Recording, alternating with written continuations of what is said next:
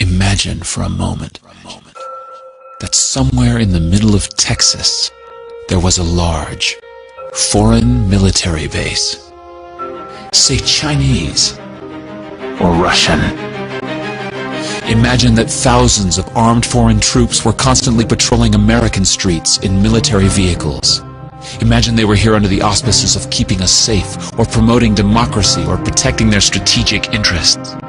Imagine that they operated outside of U.S. law and that the Constitution did not apply to them. Imagine that every now and then they made mistakes or acted on bad information and accidentally killed or terrorized innocent Americans, including women and children, most of the time with little or no repercussions or consequences. Imagine that they set up checkpoints on our soil and routinely searched and ransacked entire neighborhoods of homes. Imagine if Americans were fearful of these foreign troops and overwhelmingly thought America would be better off without their presence.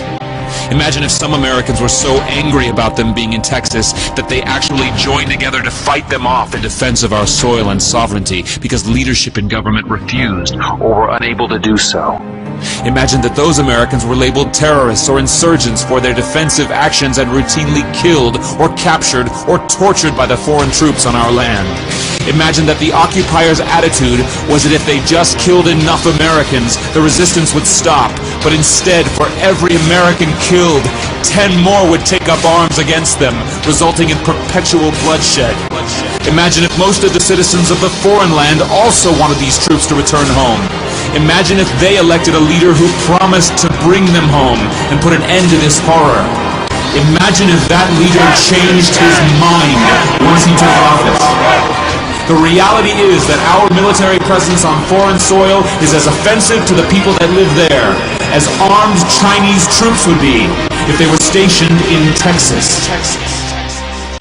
Shutting down military bases and ceasing to deal with other nations with threats and violence is not isolationism. It is the opposite. Opening ourselves up to friendship, honest trade, and diplomacy is the foreign policy of peace and prosperity. It is the only foreign policy that will not bankrupt us in the short order, as our current actions most definitely will. I share the disappointment of the American people in the foreign policy rhetoric coming from the administration. The sad thing is, our foreign policy will change eventually, as Rome's did, when all budgetary and monetary tricks to fund it are exhausted.